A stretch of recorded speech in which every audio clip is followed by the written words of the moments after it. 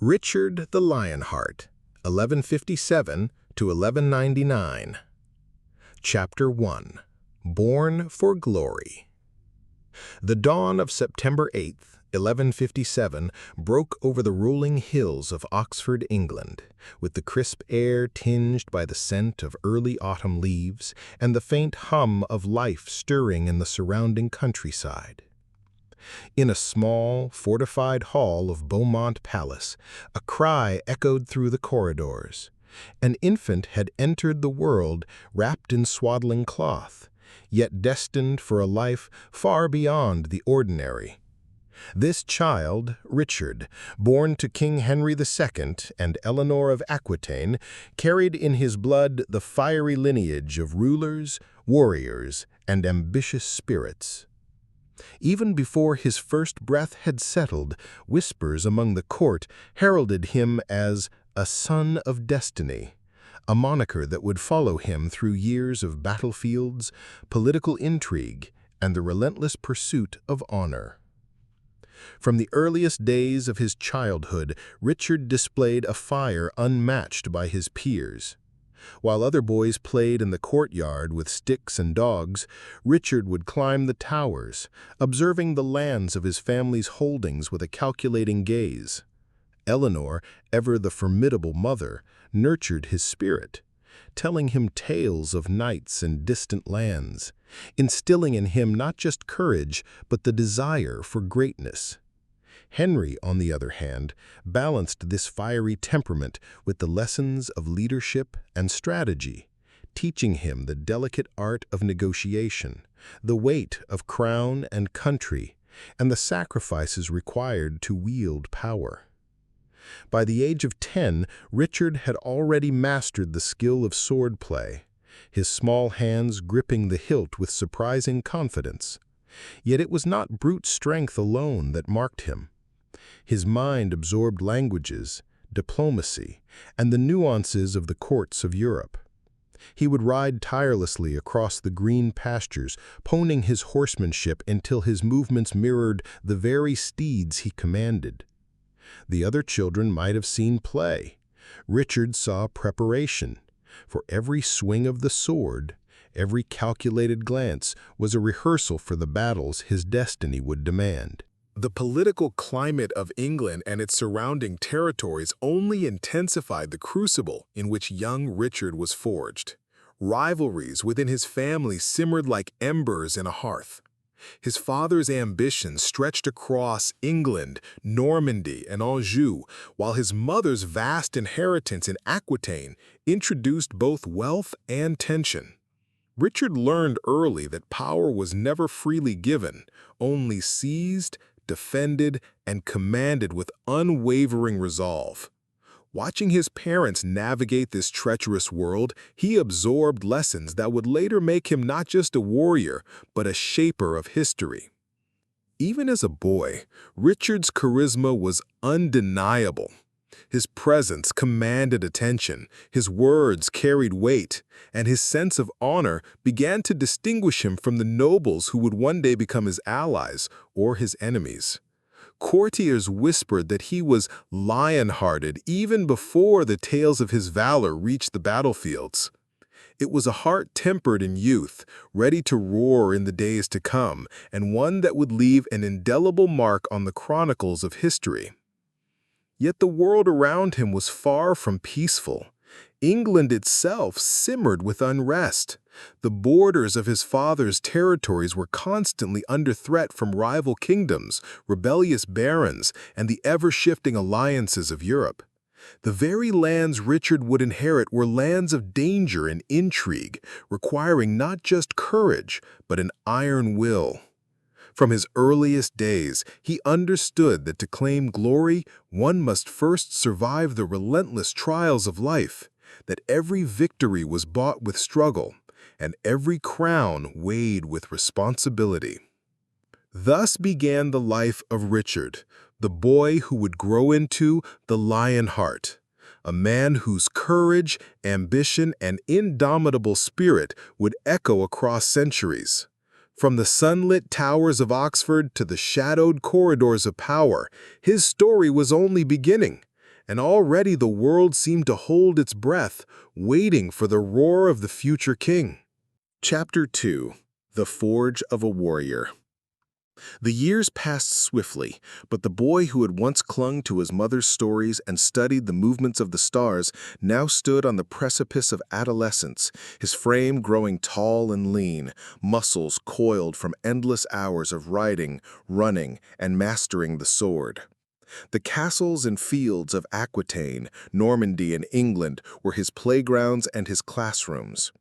Every stone of the fortress, every bend of the river, every whisper of the wind over the hills seemed to impart lessons of strategy, patience, and vigilance. Richard was no longer merely a son of royalty. He was becoming a soldier, a strategist, a force that would shape the fate of nations. At the age of 16, Richard was formally knighted, though his training had begun many years before. On that momentous day, he wore armor polished to a mirror sheen, the sunlight glinting off each plate as if the very heavens approved of his rise. The knights around him acknowledged his skill, yet even they felt the unmistakable aura of someone destined for greatness. He swung the sword with precision and strength, each movement a testament to countless hours of practice. But it was not brute force alone that set Richard apart. It was the combination of instinct, intelligence, and the courage that flowed through his veins like fire. This was also a period of profound education. Eleanor, ever the vigilant mother, ensured that Richard and his siblings were instructed in languages, philosophy, and the art of governance.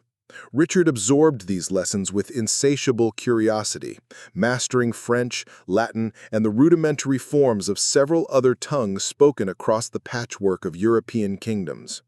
He was taught to read the faces of men, to measure words against deeds, and to perceive the hidden currents of ambition and fear that flowed beneath the polished veneer of nobility. The court of Aquitaine became both a theater and a battlefield, and Richard, always perceptive, watched and learned. But the life of a prince was never free from danger or intrigue. The young Richard was often exposed to the harsh realities of power struggles that erupted across his family's territories. His father, Henry II, was a brilliant but calculating king whose ambitions for his empire often ignited conflict even within his household. Rivalries with his mother's extensive holdings created tensions between court factions, while the constant threat of rebellion among barons and vassals reminded Richard that loyalty was fragile and that courage alone could never secure a kingdom. Richard learned quickly that a true ruler needed both sword and mind, that understanding the politics of men was as crucial as mastering the tactics of war. By his late teens, Richard had already begun to assert himself as a military leader, leading small campaigns to defend the borders of his father's vast territories. He moved with a grace and decisiveness that inspired soldiers and unsettled enemies. Tales began to circulate in whispers across the courts and villages. A young, lion-hearted prince with unmatched skill in battle, whose presence alone could rally men and break the resolve of foes. It was a name that would soon echo far beyond the borders of his native lands. Richard's campaigns were not merely exercises in violence, they were rigorous tests of strategy, endurance, and leadership. He learned to read terrain as a general might, to anticipate enemy movements, and to inspire loyalty even among men far older or more experienced than himself. Horses became extensions of his body, arrows an extension of his will, and the clanging of swords a symphony in which he orchestrated victory. Each battle, each skirmish, added another layer to the legend, forging the raw fire of youth into the tempered steel of a warrior king. Yet even amidst the rigor of martial training, Richard remained a man of ideals and passion. He was captivated by the stories of chivalry and honor that coursed through the legends of Europe. Knights who had faced impossible odds, kings who had wielded justice as deftly as a sword. These were not mere tales for the young prince. They were blueprints for the life he intended to lead, guiding principles that would inform every decision, every campaign, and every conquest that awaited him in the years to come. It was during this formative period that Richard first began to understand the complex tapestry of alliances and rivalries that defined medieval Europe. Friendships were often political instruments, loyalty could be bought or coerced, and betrayal lurked in the shadows of every castle. The young prince watched as his father negotiated with kings, dukes, and barons, and he absorbed these lessons like a sponge, learning when to be patient, when to act, and when to strike with unrelenting force. It was an education far more brutal and consequential than any classroom could provide, shaping him into a man who would rule through both intellect and valor. By the time Richard turned 20, he had already emerged as a formidable figure. His reputation extended across France, England, and beyond, a name synonymous with courage, strategic brilliance, and indomitable will. Yet he was not content to merely inherit titles or lands. Richard's heart burned with a desire to prove himself on a grander stage, to engage in campaigns that would test the limits of his abilities and carve his name into the annals of history. The world was vast, filled with kingdoms, empires, and lands yet unconquered, and Richard felt the inexorable pull of destiny, urging him forward, whispering that his life was meant for more than the confines of a palace. This hunger for greatness would soon propel him into the crucible of international conflict, into battles that would stretch from the fields of France to the distant deserts of the Holy Land. It would challenge not only his skill with the sword, but his capacity for leadership, diplomacy, and endurance. The boy who had once watched the horizon from castle towers was now preparing to leave his mark upon it, to become a symbol of courage and ambition for generations to come. Thus, the forge of Richard the Lionheart's youth was complete. Strength, intelligence, and ambition had been tempered in the fires of training, strategy, and the intricate dance of politics.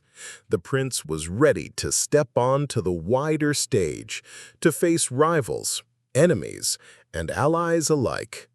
And though the path ahead would be strewn with danger, heartbreak, and the chaos of war, the roar of the future king had already begun to echo across the lands, promising a legacy that would outlive kingdoms and centuries alike. Chapter 3: The Flames of Battle. The dawn of Richard's third decade marked a turning point in both his life and the history of the Angevin Empire. No longer a prince confined to castles and training grounds, he now stepped fully into the maelstrom of war, where every decision could mean the difference between life and death, victory and ruin. The lands of Aquitaine, Normandy, and Anjou, though familiar to him, were teeming with unrest, their peace fragile and often shattered by ambition, betrayal, and rebellion. The young warrior, once guided by the watchful eyes of mentors and parents, now stood at the forefront of his own destiny, charged with command, strategy, and the responsibility of shaping outcomes that would ripple across nations. Richard's early campaigns were both lessons and tests, brutal in their demands and unforgiving in their consequences. In Poitou, a region long simmering with discontent, he faced rebellious lords who defied his father's authority.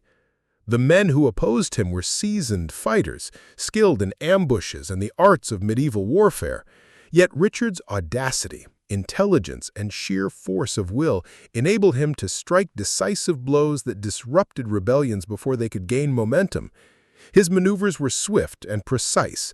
Flanking forces moved like shadows across the hills, siege engines were deployed with calculated efficiency, and his own cavalry cut through enemy ranks with terrifying precision. To the men who witnessed him, Richard was more than a prince. He was a force of nature, a living storm that could neither be predicted nor contained. News of his successes spread quickly, carried by both allies and enemies. Whispers of a young commander who could anticipate every maneuver, inspire every soldier, and turn the tide of battle with a single decisive action reached even the courts of neighboring kingdoms. Diplomats and spies alike took notice. Richard was no ordinary heir. He was a rising power whose ambitions might soon challenge kings themselves. This growing reputation was not merely the product of martial skill, it was Richard's uncanny ability to blend strategy with charisma, to win the hearts of soldiers while striking fear into the hearts of enemies. But battle was only one part of the crucible in which Richard was being forged. Politics and diplomacy flowed alongside the blood spilled on the fields, and the young prince learned quickly that victory in war did not automatically translate to stability at court. He navigated alliances and rivalries with the same careful calculation he applied to campaigns, recognizing that trust was a scarce commodity and that loyalty could be as fleeting as the wind. Letters, envoys, and secret agreements became instruments of power, as important as the sword or bow, and Richard wielded them with increasing sophistication. Each negotiation, each subtle maneuver further honed his skills and strengthened his influence across the patchwork of European territories. By the mid-1180s, Richard's military and political acumen were undeniable. He had carved a reputation not only for courage and skill, but also for relentless determination. Where others hesitated or sought compromise, Richard pressed forward, calculating risk with a cold, almost ruthless precision. His campaigns against rebellious barons and neighboring powers were swift, effective, and often brutal, cementing his image as a leader who would brook no opposition. Yet even in the midst of these conflicts, he demonstrated a keen sense of justice and fairness, rewarding loyalty and punishing treachery in ways that were clear, decisive, and memorable.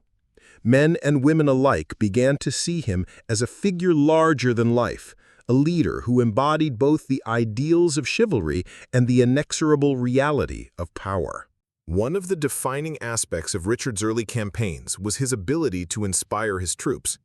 Soldiers from every corner of his father's dominions, men of varying backgrounds, languages, and experiences, rallied to his banner. They were drawn not only to his charisma, but also to his unwavering courage in the face of danger. Richard did not command from behind the safety of walls. He rode with his men, sharing their hardships, their fears, and their victories. In the heat of battle, he was both a strategist and a symbol, a living testament to the ideals of knighthood and leadership. The roar of his voice across the battlefield, the flash of his sword, and the steadfastness of his resolve became legends in their own time, stories whispered in camps and castles alike. Yet, the path of a warrior was never without cost. Each campaign brought not only glory, but also suffering and loss. Friends, soldiers, and allies fell beside him, casualties of ambition and the unforgiving machinery of war.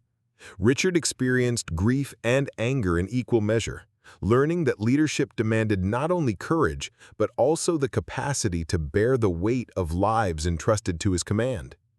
The human cost of conquest, the faces of those lost, and the toll on communities caught in the crossfire left indelible marks upon his psyche, shaping the man who would one day lead armies across distant lands in the name of faith, honor, and legacy. It was also during this period that Richard first encountered the wider currents of European politics in a profound way. The Holy Roman Empire, the French crown, and neighboring principalities all vied for influence over the same patchwork of territories Richard sought to consolidate. Diplomatic missions, alliances forged and broken, and the ever-present threat of betrayal tested not only his strategic mind, but also his patience and judgment. Each negotiation was a battle of intellect and intuition, a contest in which missteps could prove as disastrous as defeat on the field. Richard navigated these treacherous waters with a combination of boldness and subtlety, slowly building the reputation of a leader whose vision extended far beyond immediate gains. By the end of this formative period, Richard had emerged as a commander, a diplomat, and a symbol of indomitable will. The young prince who had once ridden through the forests of Aquitaine for training now rode into history, a figure whose ambition, skill, and courage would soon draw him into conflicts far larger than those of his father's lands. The flames of battle had tempered him, the crucible of leadership had sharpened him, and the trials of diplomacy had honed him. He was ready to step onto the grand stage of international warfare, where destiny, ambition, and the ideals of chivalry would collide in ways that would define not only his own life, but the fate of kingdoms across Europe and the Holy Land. And as the horizon stretched before him, Richard felt the inexorable pull of destiny. The roar of battle, the clash of swords, and the weight of history itself beckoned him forward. He was no longer simply the son of a king. He was a force poised to shape the world, to carve a legacy in the annals of time, and to prove that courage, strategy, and unwavering resolve could elevate a man to the heights of legend. Chapter 4. The Call of the Holy Land. The summer of 1189 carried with it more than the heat of the provincial sun. It carried a summons that would change the course of Richard's life and the history of Christendom. The Holy Land, the cradle of faith and conflict, beckoned, its sacred cities torn by strife and conquest. Jerusalem had fallen to Saladin, the formidable sultan of Egypt and Syria, and the Christian world was thrown into a fevered call to arms. Richard, now seasoned by campaigns in his own dominions, answered that call not merely as a prince, but as a warrior poised to etch his name into the annals of history. The preparations for the crusade were immense, a logistical and political feat that required the mobilization of thousands of men, countless horses, and an armada capable of crossing seas teeming with danger.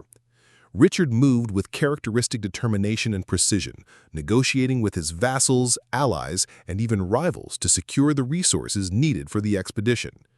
Diplomacy and strategy, honed in the courts and battlefields of France and England, became as vital as swordplay. Letters and envoys flew across Europe, binding promises, arranging supplies, and assembling forces for a campaign that would test every skill Richard had acquired. As he embarked upon this monumental journey, Richard's presence alone inspired awe. Crowds gathered in ports, in towns, in villages, catching glimpses of a prince whose reputation had already grown to mythic proportions. Tales of his earlier victories, his courage under fire, and his unyielding will had preceded him, ensuring that wherever he went, men and women alike were drawn to witness the living embodiment of chivalric valor. Richard, acutely aware of the eyes upon him, rode with a sense of purpose that seemed almost divine, each stride of his horse echoing the inexorable pull of destiny. The voyage itself was perilous. Storms lashed at the ships as if the very seas sought to challenge the prince's resolve. Yet Richard's leadership proved as vital on the waves as it had been on land. He calmed the fears of sailors, inspired his men with speeches of honor and faith, and maintained discipline when chaos threatened to erupt. Even in the face of nature's fury, he remained resolute, a symbol of courage and steadfastness to all who accompanied him. These early trials of the journey were a harbinger of the challenges that awaited in the lands of the Levant, where ambition, warfare, and faith would collide in unpredictable and often brutal ways. Upon arrival in the eastern Mediterranean, Richard confronted not only the physical challenges of the foreign landscape, but also the intricate web of politics and alliances that characterized the Crusader states. Cities, fortresses, and principalities were divided by factional disputes, rivalries, and the ever-present threat of Saladin's forces. Richard navigated these complexities with the same strategic brilliance that had defined his campaigns at home. He forged alliances, won the loyalty of local lords, and carefully assessed the strengths and weaknesses of both allies and adversaries. Every decision carried weight. A single misstep could jeopardize months of planning or cost countless lives. The battles that followed were both legendary and instructive, a crucible in which Richard's tactical genius and personal courage were tested. He fought not as a distant commander, but in the thick of combat, leading charges, rallying troops, and turning the tide at moments when hope seemed lost. His encounters with Saladin's forces were marked by both ferocity and respect. Each clash was a dance of strategy and skill, an exchange in which the fates of nations and the lives of thousands hung in the balance. Tales of his bravery, daring raids, and clever maneuvers spread rapidly, carried by messengers and chroniclers alike, cementing Richard's reputation as a warrior of unparalleled skill and indomitable will. Yet, the campaign was not merely a series of battles. It was a journey of diplomacy, negotiation, and psychological warfare. Richard understood that victory often depended as much on perception as on swordsmanship. He employed tactics designed to intimidate, confuse, and demoralize his opponents, while maintaining the morale of his own forces. Siege engines thundered against fortresses, banners of the Lionheart flapped boldly in the wind, and messages of defiance and valor were sent directly to the enemy, establishing a reputation that preceded him as surely as his footsteps did. One of the defining moments of this campaign came at the Siege of Acre, a prolonged and brutal engagement that tested the endurance and resolve of all involved. Richard's leadership was crucial. He coordinated assaults, managed logistics, and inspired his men to persevere against daunting odds. Months of relentless combat, hardship, and sacrifice culminated in the city's eventual surrender, a testament to both military acumen and unwavering determination. The victory was celebrated throughout Christendom, solidifying Richard's status as a legendary figure and a symbol of martial prowess. Throughout these events, Richard's personal qualities, courage, intelligence, and an almost magnetic charisma shone through. He inspired loyalty and fear in equal measure, balancing ruthlessness with fairness and always striving to embody the ideals of chivalry. His men followed him not merely because they were bound by obligation, but because they believed in him, in his vision, and in the certainty that under his command, victory was attainable. As the crusade pressed onward toward Jerusalem, the challenges grew ever greater. Harsh terrain, logistical obstacles, and the constant threat of Saladin's formidable forces tested every skill Richard possessed. Yet he pressed forward, unwavering in his resolve, driven by a mixture of faith, honor, and the desire to forge a legacy that would endure through the ages. Along the way, he encountered not only warriors and rulers, but also scholars, chroniclers, and diplomats, each contributing to a broader understanding of the complex world in which he moved. By the close of this chapter of his life, Richard the Lionheart had transformed from a formidable European prince into a figure of near mythic renown. His name was spoken with reverence and fear from the courts of Europe to the battlefields of the Holy Land. He had faced the unknown with courage, commanded men with brilliance, and navigated the tangled web of politics with skill that matched his prowess in combat. The call of the Holy Land had not merely summoned a crusader, it had unveiled a leader whose destiny would be remembered long after the clash of swords had faded into history. The Lionheart had arrived, and the world would never look upon him or the wars he waged in quite the same way again. Chapter 5. Clash of Titans, Richard versus Saladin. The sun rose over the rolling hills and arid plains of the Levant, casting long shadows that stretched across a land steeped in both faith and blood. Richard the Lionheart, now fully immersed in the harsh reality of the Third Crusade, understood that the coming months would define his legacy in ways that battles in England and France never could.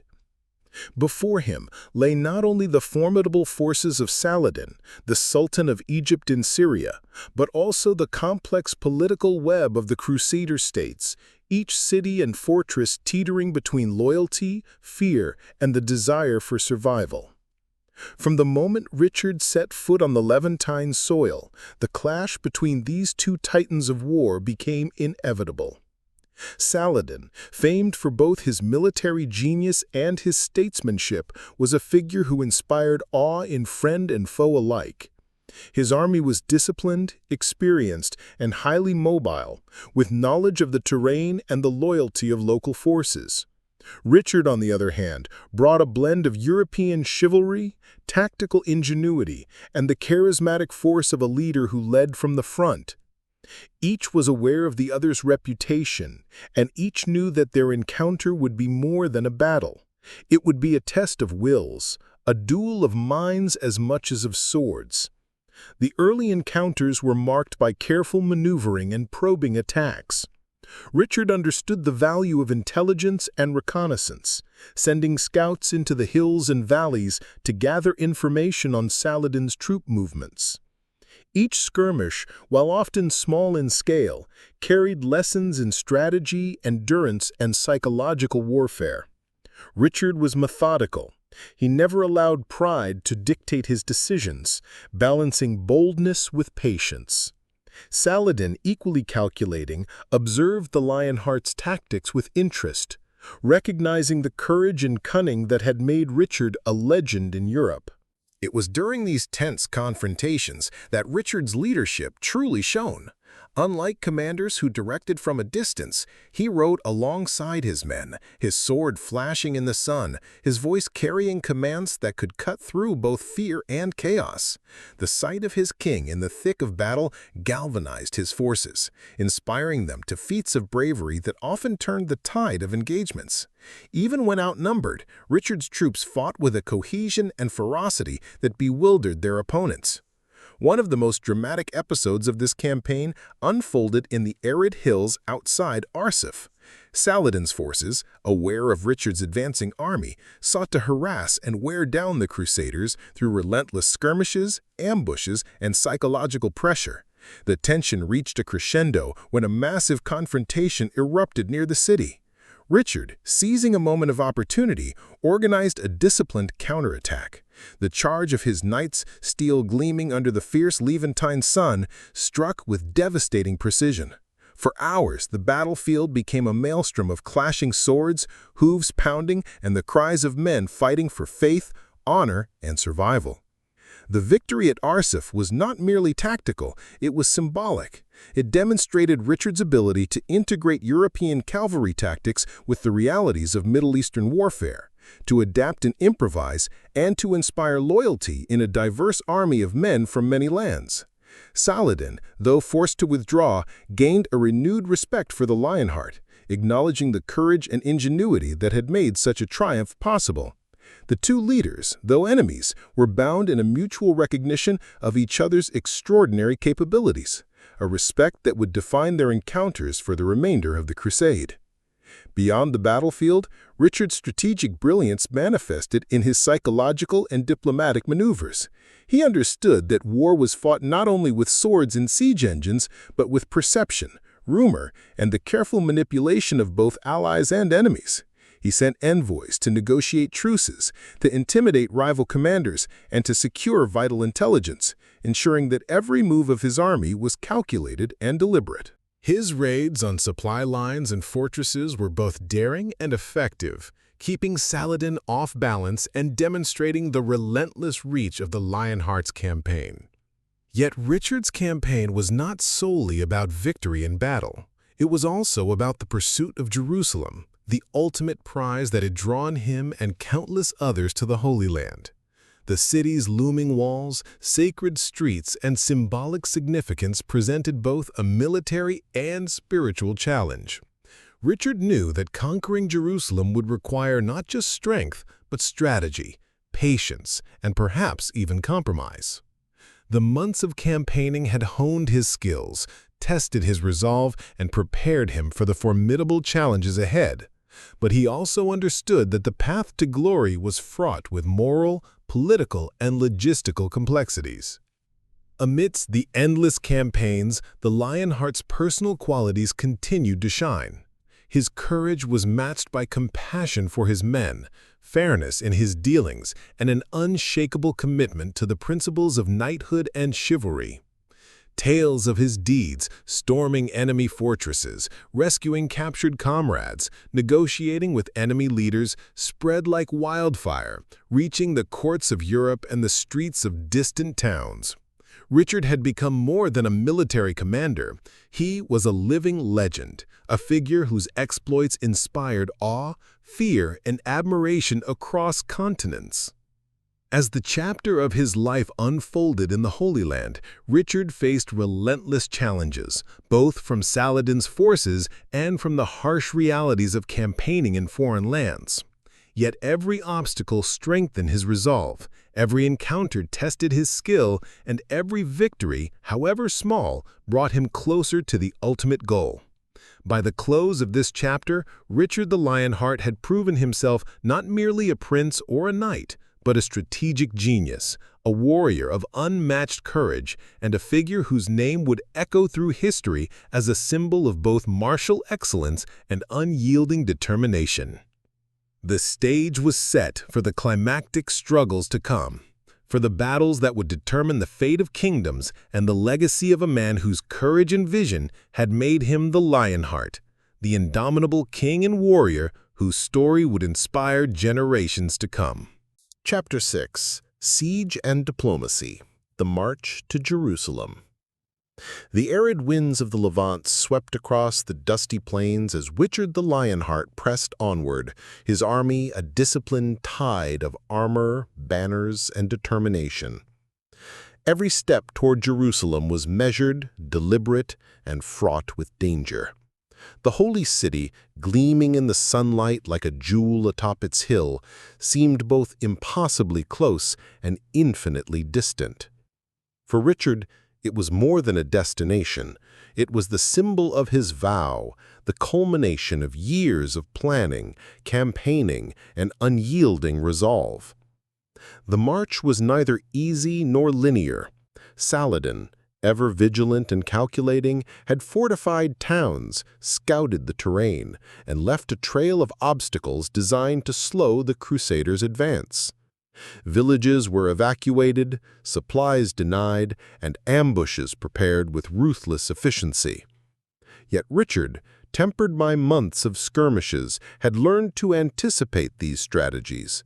He ordered foraging parties to move cautiously, scouts to sweep ahead, and his troops to maintain both morale and discipline in the face of constant harassment. At each fortified town and hilltop stronghold, Richard applied both strength and cunning. Siege engines were deployed with precision, engineers crafted intricate defenses and countermeasures, and psychological warfare became as important as steel. The Lionheart understood that fear and perception were weapons as potent as any sword, and he wielded them with masterful skill. Messages were sent to enemy commanders, offering terms that concealed both resolve and menace, ensuring that even towns reluctant to surrender understood the cost of resistance. Alongside the military maneuvers, Richard's diplomatic skills came to the forefront. He met with envoys from the Crusader states, negotiating alliances, reinforcing loyalty, and balancing the often conflicting interests of nobles whose ambitions could fracture the army's unity. He also communicated, cautiously yet respectfully, with representatives of Saladin, testing boundaries, probing intentions, and subtly projecting power without overextending. Each encounter was a lesson in patience and perception, a delicate dance between confrontation and compromise. The Siege of Acre loomed as the first true test of this combined strategy. The city, heavily fortified and fiercely defended, had withstood previous assaults. Richard's approach was methodical. He ordered the construction of siege engines, established supply lines, and positioned his troops to encircle the city while preventing Saladin's reinforcements from breaking through. The clash was brutal. Siege towers rose against the walls, ladders were thrown, and the thunder of catapults filled the air. The Lionheart himself often led sorties, charging into the thick of danger, a living emblem of courage that inspired both awe and devotion in his men. Victory at Acre was a turning point. The city fell after months of relentless pressure, sieges, and negotiations, its defenders exhausted and demoralized. Yet Richard's triumph was tempered by the realities of war. Thousands had perished, supplies were strained, and the campaign had revealed both the limits and possibilities of his leadership. Saladin, though thwarted, remained formidable, and the ultimate prize, Jerusalem, still loomed. With Acre secured, Richard faced a series of difficult decisions. To march immediately on Jerusalem risked overextension, while delay threatened to allow Saladin to regroup. The Lionheart, ever pragmatic, balanced these factors with a mixture of strategic caution and bold initiative. He organized the army for a sustained campaign, strengthening fortifications, securing supply routes, and training his men for the challenges that lay ahead. Each day brought new skirmishes, challenges from the harsh terrain, and the ever-present need to maintain morale in an army far from home. Beyond the military, Richard's personal qualities shone even in the most trying circumstances. His courage, charisma, and unwavering vision earned him the loyalty of diverse contingents of knights, foot soldiers, and mercenaries. Tales of his deeds, storming towers, defending wounded comrades, negotiating truces, spread quickly, enhancing his legend among allies and enemies alike. Even Saladin, observing from afar, recognized the Lionheart as a leader who combined audacity with discipline, courage with intellect, and ferocity with a measure of honor that distinguished him from other commanders. As the chapter progressed, Richard's focus narrowed on Jerusalem itself. The city's walls, sacred sites, and religious significance presented both an irresistible challenge and a strategic nightmare. Richard understood that conquest would require not only military might, but also psychological insight, diplomacy, and careful planning. He studied the terrain, assessed Saladin's potential responses, and prepared both siege engines and negotiation strategies. Each movement was calculated to project strength while minimizing unnecessary loss, a reflection of the blend of audacity and wisdom that defined his command. This chapter of Richard's life, marked by relentless campaigning, tactical brilliance, and careful diplomacy, cemented his reputation as one of history's most remarkable warrior kings. His victories demonstrated not just physical courage, but the ability to inspire, coordinate, and outthink opponents in an arena where the stakes were as high as human ambition could reach. By the time his forces neared the outer approaches of Jerusalem, the Lionheart had transformed from a legendary prince into a commander whose name would echo through centuries, a symbol of unyielding resolve, strategic genius, and the enduring power of courage in the face of overwhelming odds. The stage was set for the climactic confrontations and dramatic negotiations that would define not just the Crusade, but the legacy of Richard the Lionheart himself. The Lionheart, ever bold, ever vigilant, pressed onward, knowing that the true test of his genius was still to come, the confrontation with destiny in the heart of Jerusalem. Chapter 7. The Lion at Jerusalem. Strategy, Standoff, and Diplomacy. The sun rose over the plains of Judea, casting long shadows across the rocky terrain as Richard the Lionheart surveyed the distant walls of Jerusalem. The city, sacred and eternal in its significance, shimmered like a mirage under the morning light. For centuries, it had been the object of devotion, conquest, and sacrifice, a prize that drew the eyes of kings, emperors, and warriors alike. For Richard, it represented the culmination of years of planning, bloodshed, and relentless ambition. The final stretch of the Third Crusade had arrived, and the Lionheart knew the stakes could not have been higher. Yet Jerusalem was not undefended. Saladin, the Sultan, whose reputation for both cunning and honor had spread across the known world, had anticipated this moment. His forces were strategically positioned on the hills and valleys surrounding the city, a blend of seasoned warriors, local levies, and elite cavalry. Every ridge, river crossing, and narrow pass had been reinforced, every approach observed and prepared. The Sultan's intelligence was as formidable as his army, and he understood that a direct assault could cost thousands of lives without guaranteeing success. Richard, ever the strategist, refused to be drawn into a reckless confrontation. He set up his camp at a safe distance, observing, mapping, and probing the enemy's defenses. Each day brought skirmishes, scouting missions, and subtle maneuvers designed to test Saladin's responses. The Lionheart demonstrated patience, knowing that war was as much a contest of will as of sword and shield.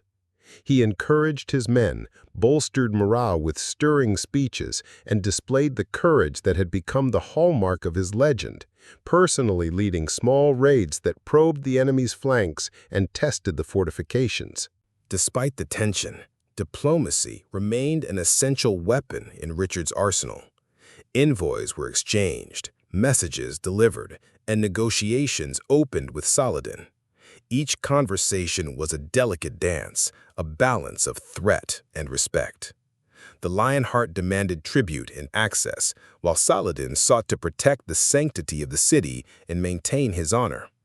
Neither leader underestimated the other. Both recognized that brute force alone could achieve little without careful strategy and mutual recognition of power.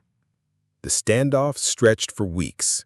Each day, the air carried the tension of unshed blood and untested courage. Richard and Saladin both knew that the lives of thousands rested on their decisions, and each sought to maximize advantage while minimizing unnecessary loss. Siege engines were prepared but never unleashed. Archers were positioned but not yet engaged. The battlefield itself became a chessboard, with kings as players and soldiers as pieces, each movement calculated, deliberate, and laden with consequence. Throughout these weeks, the character of Richard shone in full brilliance. He exhibited a rare combination of audacity and restraint, understanding that victory was not merely a matter of conquest, but of legacy. He inspired loyalty and devotion among his men, earning their unwavering trust even in the face of harsh conditions, scarce supplies, and the looming threat of disease and fatigue. Stories of his valor, from personally leading sorties to defying danger in the vanguard of attacks, spread like wildfire, elevating him beyond a commander into a symbol of courage and honor. Saladin, equally formidable, demonstrated a parallel mastery of strategy and diplomacy. His ability to read the battlefield, anticipate Richard's maneuvers, and manage the morale of his troops reinforced the legend of his leadership. Though the two leaders never directly clashed in a decisive battle near Jerusalem, their confrontation was no less dramatic or consequential. The tension of standoff, the negotiations, and the mutual recognition of each other's genius became the defining feature of this chapter of the Crusade. In the end, a resolution was reached, not through stormed gates or catastrophic siege, but through a combination of strategy, diplomacy, and respect for the limits of warfare. Richard secured certain coastal cities and vital supply routes, allowing the Crusaders to maintain a foothold in the Holy Land, while Saladin preserved Jerusalem itself, safeguarding its sacred sites and ensuring the survival of his forces. The compromise reflected the complexity of leadership. The measure of a king was not only in the battles he fought, but in the foresight, patience, and cunning with which he navigated challenges. Even in victory without conquest, Richard's legend grew. Tales of the Lionheart's courage, judgment, and unyielding will spread across Europe, inspiring generations of knights, chroniclers, and rulers. The standoff at Jerusalem became a story not just of military tactics, but of the human qualities that define greatness. Courage tempered by wisdom, audacity balanced with restraint, and the capacity to inspire loyalty through both action and character. As the sun set over the hills, Richard gazed toward the city, the golden light reflecting in his eyes. Though Jerusalem had not fallen, he understood the significance of his campaign. His forces remained strong, his leadership unchallenged, and his reputation as one of the most formidable kings and warriors of his age firmly established. The Lionheart had confronted destiny itself, measured it with intellect and bravery, and emerged not only unbroken, but immortalized in the annals of history. The standoff at Jerusalem marked a turning point, not just in the crusade, but in Richard's life. It revealed the depth of his strategic mind, the breadth of his courage, and the enduring power of his character. The chapter closed on a leader at the height of his legend, poised for further campaigns, negotiations, and feats that would echo through centuries as testimony to the enduring myth of Richard the Lionheart. Chapter 8. Captured and Betrayed, the Lionheart in Chains. The Lionheart had returned from the sun-scorched plains of the Holy Land, his campaigns in the Crusades leaving behind stories of heroism, daring, and unshakable resolve. Europe awaited him, yet the roads home were fraught with danger, political machinations, and enemies lurking in the shadows. For all his legendary valor on distant battlefields, Richard's journey back to England would test him in ways no sword or shield could. Through treachery, captivity, and the harsh calculus of medieval politics. Crossing the Alps in late autumn, Richard's army navigated icy passes and treacherous terrain. Each step demanded vigilance. Snowstorms could isolate entire columns, and marauding bands of brigands preyed on the weary and ill-supplied. The king, however, was undeterred. He led his men with characteristic courage, personally scouting routes, reinforcing morale, and ensuring discipline even under punishing conditions. Tales spread of him braving avalanches, cold winds, and hidden mountain paths, earning awe not just for his battlefield prowess, but for his resilience as a leader in the harshest environments. Yet, it was not nature that would bring him to his knees, but human cunning. Near the Tyrol region, Richard's party fell into the hands of Leopold V, Duke of Austria, a man whose grievances with the Lionheart traced back to the Crusades themselves. Old rivalries, slights at Acre, and political enmity converged, turning diplomacy into treachery. One chilly morning, Richard was ambushed, his personal guard overwhelmed, and the King of England captured. The chains that now bound him were heavy, both in iron and in humiliation. A king, famed for his bravery and unbroken will, was suddenly a prisoner of his supposed ally. The news traveled swiftly across Europe, sending shockwaves through courts and cities. In England, the absence of their king ignited political unrest and uncertainty. Richard's brother, John, schemed and maneuvered, attempting to consolidate power, while loyalists scrambled to maintain stability. The French monarchy, ever watchful of English weakness, began to maneuver diplomatically and militarily, anticipating opportunities to expand influence. For Richard, this betrayal highlighted the perilous balance between courage on the battlefield and vulnerability in political landscapes. Valor alone could not protect him from the shifting tides of ambition and treachery. Richard was transported to the fortress of Dürnstein in Austria, a cold and imposing prison whose walls seemed designed to crush both body and spirit. Yet even in captivity, the Lionheart's indomitable character shone. He endured interrogations, harsh conditions, and the constant threat of violence, all without conceding to despair. His mind remained sharp, analyzing the motives of captors, identifying weaknesses, and planning for eventual freedom. Every letter he wrote, every message sent to loyalists, reflected both the cunning and resolve that had defined his reign. Meanwhile, across Europe, negotiations for his release began in earnest. King Philip II of France, once his ally and now a rival, played a complicated game, sometimes threatening, sometimes offering terms. The Holy Roman Emperor, Friedrich Barbarossa's successor, engaged in back-channel diplomacy. England's coffers were taxed to gather the colossal ransom demanded, a sum that reflected both Richard's value and the precarious balance of power in Europe. Entire villages and regions contributed, enduring the economic strain as a testament to loyalty and the magnetic draw of the Lionheart's legend. Months stretched into a year. Richard endured, and slowly the wheels of diplomacy, bribery, and negotiation turned. Allies paid, promises were made, and finally, in 1194, after over a year in captivity, the Lionheart was released. Yet the cost had been immense, both in treasure extracted from his kingdom and in the political instability that had surged in his absence. England's treasury was drained, his people taxed, and the landscape of European alliances shifted irreversibly. The Lionheart returned, not as an unscathed hero, but as a survivor, hardened by betrayal and tempered by the humbling realities of politics and fortune. His return was marked by both celebration and renewed strategy. Richard immediately asserted his authority, addressing domestic unrest, securing borders, and reaffirming fealty among his vassals.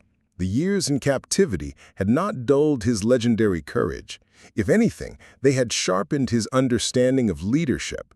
He knew now that battles were not only fought on fields of blood, but also in courts, councils, and the shadows of political maneuvering. Richard the Lionheart's charisma, decisiveness, and indomitable will allowed him to recover, earning respect not merely for battlefield victories, but for resilience in adversity. In this chapter of his life, Richard's legend deepened. Tales of his captivity, endurance, and eventual triumph inspired awe across Europe. He became more than a warrior. He was a symbol of steadfastness, courage, and the unyielding human spirit. The Lionheart had confronted not only enemies on foreign lands, but the treacheries of allies and the vulnerabilities inherent in power itself. Through chains and betrayal, he emerged with his reputation intact and his resolve stronger than ever. This episode would forever remind chroniclers, knights, and kings that the measure of a monarch lay not only in victories against armies, but in the capacity to survive adversity, retain honor, and reclaim destiny from the hands of betrayal. Richard the Lionheart, chained yet unbroken, became a living legend, a king whose courage was tested in chains, whose mind outmaneuvered captors, and whose spirit remained untamed. Chapter 9. The Final Crusade, Last Battles and Lingering Shadows. Upon regaining his freedom, Richard the Lionheart returned to a Europe that had changed during his absence. England's coffers had been drained to pay the enormous ransom. His brother John had stirred unrest, and King Philip II of France had consolidated power in the continent, eyeing the English territories with renewed ambition. Richard's release marked not merely a personal triumph, but the start of a renewed struggle to reclaim honor, enforce authority, and protect his kingdom from threats both internal and external. His focus immediately shifted to France, where his Angevin lands, stretching from Normandy to Aquitaine, were under constant threat. Though he bore the scars of captivity, both physical and psychological, Richard's legendary courage remained undiminished.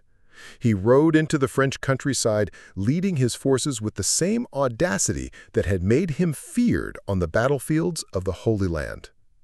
Towns fortified their walls, villages raised militias, and nobles, uncertain of the Lionheart's intentions, quickly learned that he demanded loyalty, discipline, and respect. Richard's campaigns in France were marked by a combination of military genius and psychological warfare. He understood that to maintain power, it was not enough to win battles. He had to intimidate opponents, inspire allies, and exploit the shifting alliances that characterized medieval politics. His forces moved with precision, ambushing French troops, capturing key strongholds, and asserting dominance across contested territories. Chroniclers would later marvel at his ability to navigate treacherous terrain, siege formidable castles, and maintain morale, even when resources were stretched thin. Yet Richard's ambitions were not limited to Europe alone. The memory of the Crusades, the campaigns in the Holy Land, and his unfulfilled mission to secure Christian strongholds lingered in his mind. He contemplated future campaigns, planning to reinforce fortresses, secure maritime routes, and potentially return to the Levant to strengthen Christian presence. These plans, however, were tempered by the realities of European politics. England demanded attention, France remained a persistent rival, and rebellious vassals threatened instability.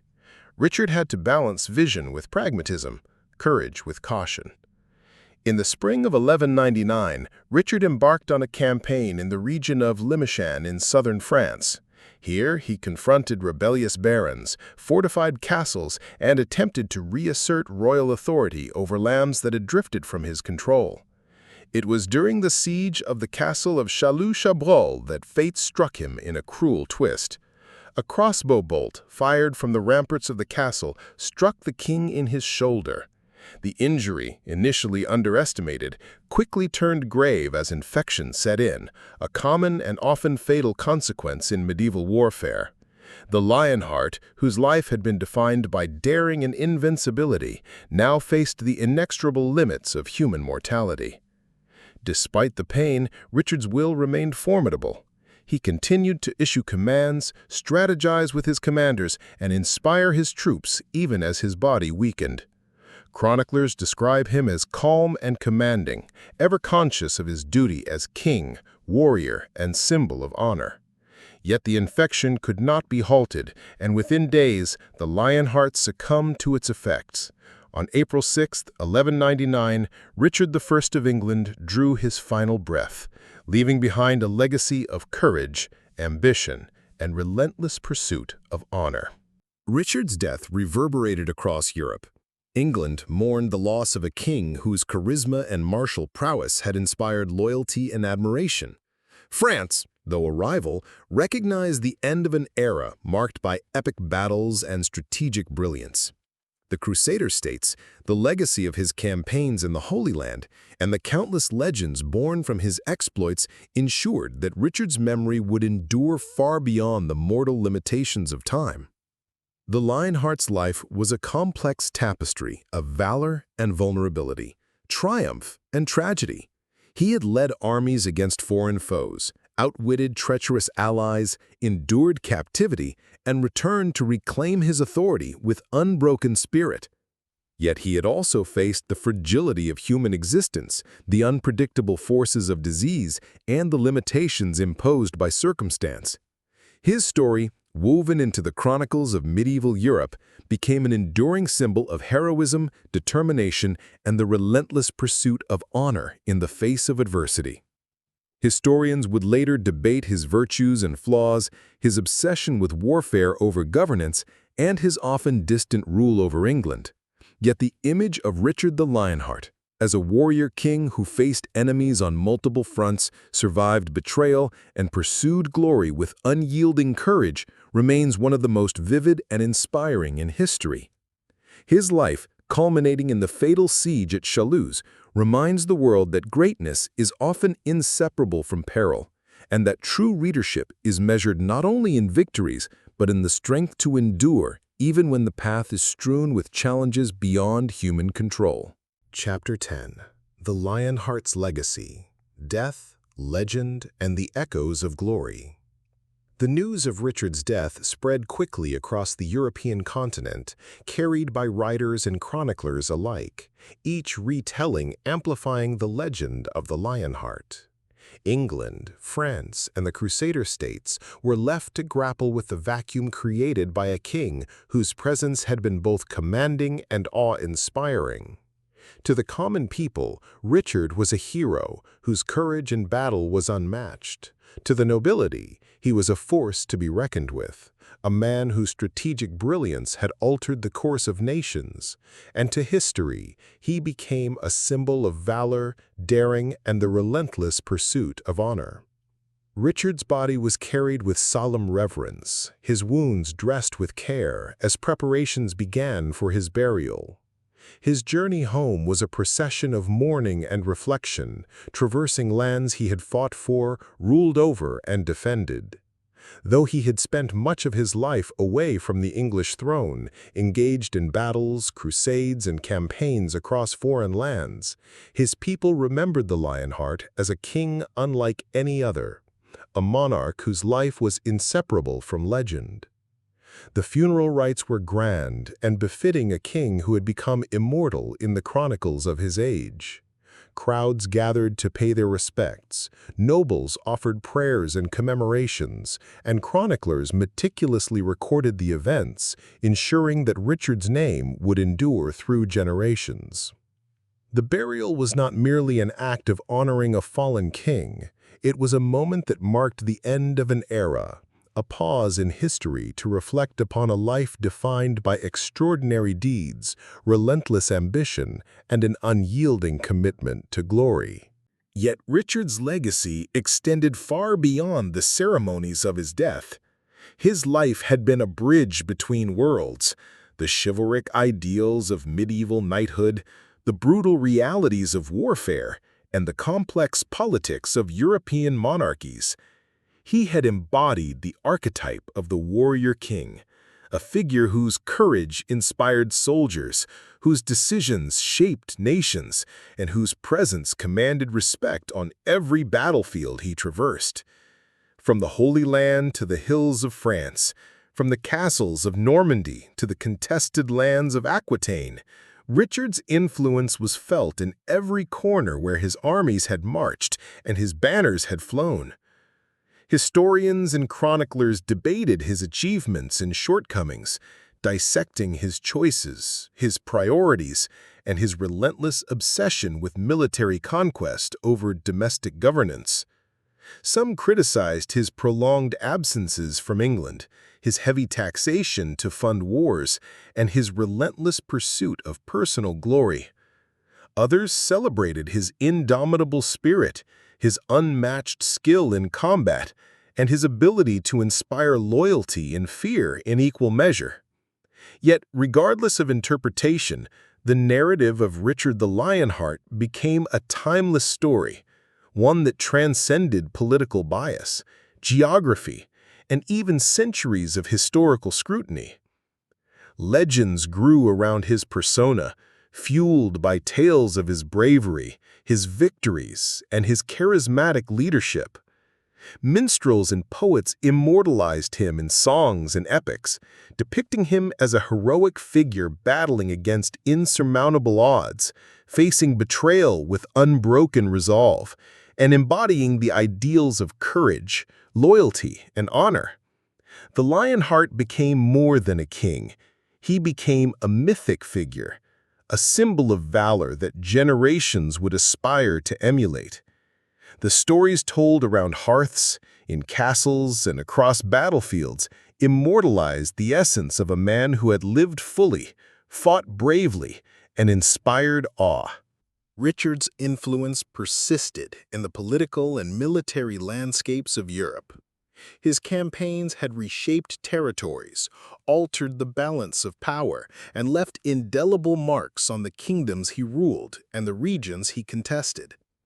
Even in death, his strategic choices, alliances, and military innovations continued to influence warfare and governance. Leaders studied his tactics, chroniclers recorded his campaigns, and historians debated his legacy, ensuring that the Lionheart's impact would resonate long after his passing. Beyond strategy and legend, Richard's life offered enduring lessons on the human condition. The interplay of ambition, courage, vulnerability, and mortality. His relentless pursuit of glory, tempered by moments of compassion and justice, revealed a man striving to balance personal ambition with duty to his people and ideals. The Lionheart story reminded the world that greatness is not merely measured by victories or crowns, but by the courage to confront challenges, the vision to inspire others, and the resilience to endure trials beyond imagination. In the centuries that followed, Richard the Lionheart became an icon of medieval chivalry and heroism. His name inspired poets, dramatists, and filmmakers, and his exploits were dramatized in countless retellings. The Lionheart story became a symbol of the romanticized ideals of knighthood, courage, and leadership. Yet beneath the legend, there remained the man, a king, warrior, and mortal being whose choices, triumphs, and failures shaped the history of nations. As the sun set over the castles, battlefields, and territories he had traversed, Richard's story endured. The Lionheart's legacy was not only in the lands he conquered or the battles he won, but in the hearts and minds of those who remembered, retold, and revered his deeds. The echoes of his courage, ambition, and undying quest for honor resonated through time, leaving a mark on history that no age could erase. Richard the Lionheart, king, warrior, and legend, had transcended the mortal bounds of life to become a timeless figure, a symbol of valor, a beacon of heroism, and a reminder that even in the face of death, greatness endures.